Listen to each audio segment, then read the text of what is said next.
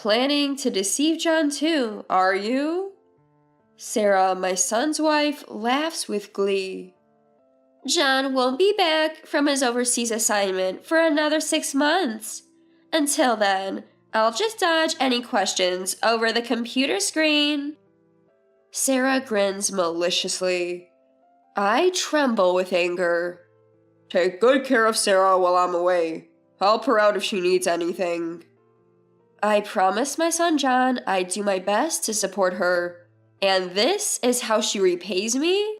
Well, fine. Enjoy your little game while you can.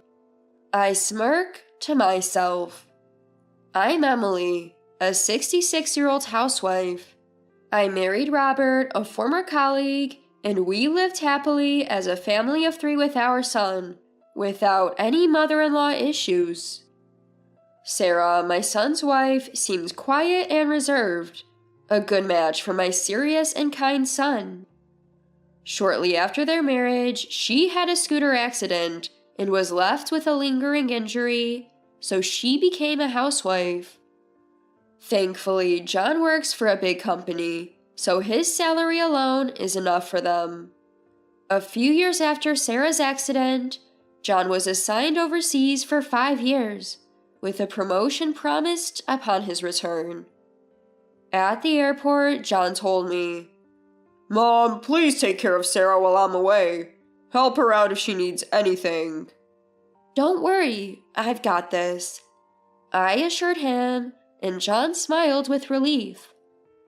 A few months after John went overseas, Sarah called me in a barely audible voice. Emily, I'm sorry, but could you transfer some living expenses? What John sends isn't enough. Why not talk to John? It's hard to ask him. Just my orthopedic clinic costs $300 a month. Really? How much do you need in total? I'd be happy with $1,000 a month. All right, I'll transfer it on the 20th of each month. We have savings and are still working, so my husband and I can each contribute $500. I added my $500 to the money from my husband and transferred it to Sarah's account. At first, Sarah was polite, even calling to thank me, but she gradually became more brazen. Within 6 months, she even started calling to remind me the day before the transfer.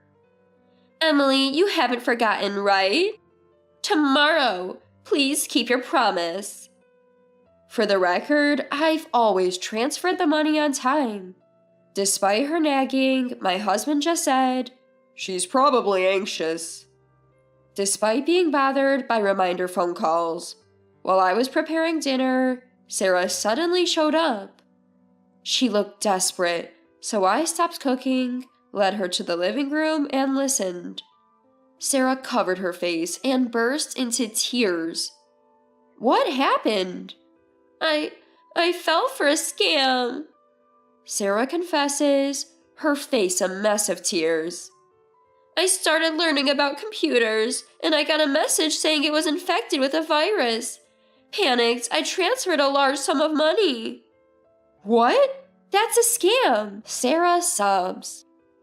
What should I do? I even took out a loan. How much did you borrow? $200,000. $200,000? I'm almost knocked off my feet. The staggering amount makes me want to cry too. Even you can't come up with that kind of money right away, can you? No, it's okay. I'll transfer it to your account. I'm really sorry. I don't know how to thank you. It's fine. Just make sure to tell John. I will. Sarah apologizes repeatedly and leaves. I glance at the floor and notice something Sarah left behind. I'll return it next time I see her and store it in a drawer. When my husband comes home, he looks puzzled. That's a lot of money. Where did she even borrow it from? I'll check with Sarah. I send a message and wait for days, but no reply comes. Growing anxious, I ask my husband to check on Sarah. When he mentions he'll be near Sarah's apartment the next day, You're off work tomorrow, right? Let's pay her an unexpected visit. My husband nods, albeit reluctantly. The next day, we drive to the rundown apartment building where Sarah supposedly lives. There's no nameplate, so we have no idea which apartment is Sarah's. Just then, a resident comes out and we ask him, "Excuse me, do you know which apartment Sarah lives in?" "Sarah's place? Over there." A pudgy man with a scruffy beard points. My husband and I are stunned. He's pointing at a brand new high-rise apartment building. "Last month, she moved from the apartment she shared with her husband to that high-rise. She said they bought it with a large sum of money in their joint savings." We're at a loss for words. We say goodbye to the man and return to our car, still in disbelief. While waiting at a traffic light, a flashy woman with a designer bag emerges from a building. "Hey, isn't that..." "It's Sarah." We slowly follow her car as she crosses the park and enters the high-rise. "The resident was right. What should we do? Visit her now?" "Let's come back later. I want to investigate something. Please contact John." We head home. 2 weeks later, I visit Sarah's high-rise. Sarah answers the intercom, clearly annoyed. "Emily, it's only 8 a.m. It's rude to show up unannounced." "I need to talk. Let me in." "I'd rather you leave." "Should we talk here then? I can make a scene about how you bought this apartment with money you scammed from your in-laws." Reluctantly, Sarah unlocks the door. We pass through a spacious hall that looks like a luxury hotel and take a glass elevator to the 28th floor. Sarah greets me at the door, wearing a silk pajama set and a robe. She yawns and pushes her hair back, clearly annoyed. "You found the place." "I'm coming in." "Wait." Ignoring Sarah's protest, I walk in. The enormous living room has just a 2-seater sofa and a table. 2 half-empty glasses sit on the table. Entertaining this early? Yes, they just left." Sarah looks more nervous than I do. A muffled voice comes from a closet in the hallway, and the door opens. A young man with a cute face appears. Sarah panics and rushes over to him. "Hey, David, why are you coming out?" "Sarah, is that true? You're not single?" With teary eyes, David presses Sarah, who scratches her head with a half smile. Well, I thought you'd be turned off if you knew I was married. Remember how you complimented me at the cafe?" His expression changes, becoming almost malicious. "You were dressed to the nines, carrying designer bags. I thought an older, wealthy woman would fall for cheesy pickup lines. I mistook you for a lonely single woman. I usually avoid married women." David heads to the bathroom. Soon, he changes from matching pajamas with Sarah into a casual jacket and heads for the door. He puts on branded sneakers from the shoe rack and finally looks back at Sarah. "So, goodbye. I'll come back for my stuff later." "What? You're breaking up with me? Wait." Sarah chases after David and leaves the room. About 20 minutes later, a red-eyed Sarah returns. She immediately starts yelling at me. "Emily, David broke up with me. What are you going to do about it?" "It's your own fault." I sigh and respond with a look of disbelief. I offered to help you with your debt because I thought you were in trouble. I never thought you'd use it to buy an apartment to live with another man. Don't you feel guilty?" "I couldn't say no when such a cute guy wanted to live with me." Sarah shrugs as if it's the most natural thing in the world. Sarah looks pitiful, spiraling out of control.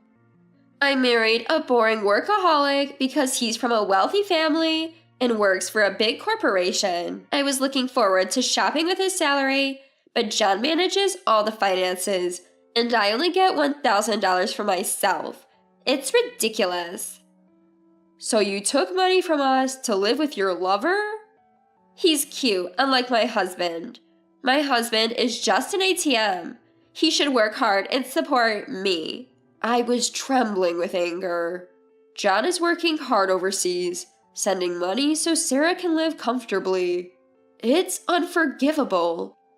So, what are you going to do? Tell John? Sarah leaned against the wall, arms crossed, and smirked. Will John yell at me over a video call? I'll deny living with someone else, of course. He'll be torn about who to believe. You plan to keep deceiving John? You're a bad listener. Sarah chuckled. He won't be back for another 6 months. I can dodge any questions over the computer screen. I need to get my living expenses. Sarah grinned maliciously. Besides, you guys can afford it. You can spare a little. You can't take money with you when you die. Just then, the closet door opened. John appeared in front of a stunned Sarah. John? Long time no see, Sarah. John was in a suit and Sarah was frozen. I used the same trick as your boyfriend, but you didn't notice. I laughed at Sarah's dumbfounded expression. Why are you here? You said you wouldn't be back for a while.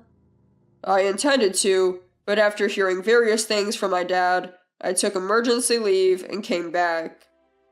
John had a stern look I'd never seen before. He slowly walked into the lavish living room, looked around, and said sarcastically, Wow, it's like a hotel in here. Even the wallpaper looks expensive. Right, Sarah? Yes? How much did it cost? $490,000? That's almost double the cost of our apartment. You bought it with money you scammed from my mom and our savings, just to live with a younger man. Is that right? Yes. Sarah was sweating, even though it was winter. She must have been playing the role of a faithful wife in front of John until now. Even the audacious Sarah seemed small in front of John's icy stare. John exuded quiet anger as he spoke to Sarah in a low voice. While I was working hard overseas, my wife was taking money from my parents and spending it like water.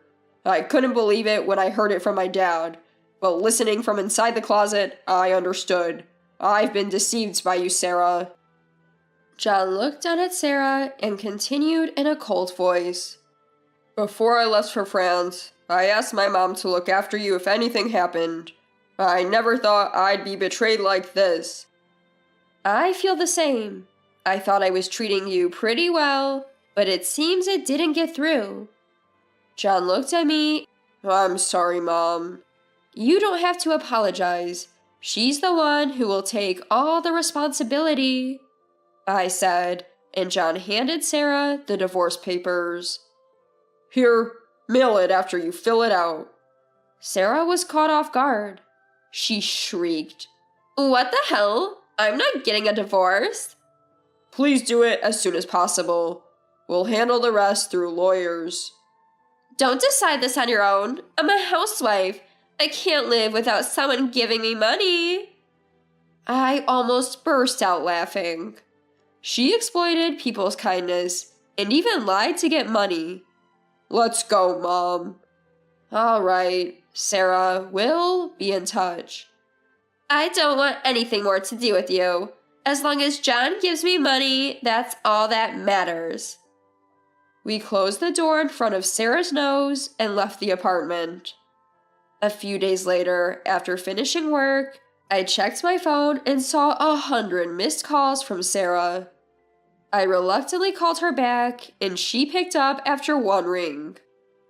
Emily, why are you selling the high-rise apartment? I pulled the phone away from my ear because of her shrill voice. Because it's in my name. What? Don't make decisions on your own. She should have been told when she moved in. She probably wasn't listening. It sold for almost the same amount you paid for it since it's new and you haven't lived there for long. I found a buyer quickly, so that's a relief. Sarah was speechless on the other end. So you need to leave within 2 weeks. If you stay, the next tenant can't move in. Also, you'll soon receive a document calculating the living expenses and medical fees I've been giving you. Add that to the compensation for cheating on John and pay it all. Thank you. I can't possibly pay all that. Her voice sounded like a scream, but I hung up without caring. It's a staggering amount for Sarah, who's currently unemployed, but she made her bed and now she has to lie in it. She'll have to find a way to pay up. Sarah called her lawyer and threw a fit, but 2 weeks later, she gave up and moved out of the high-rise apartment.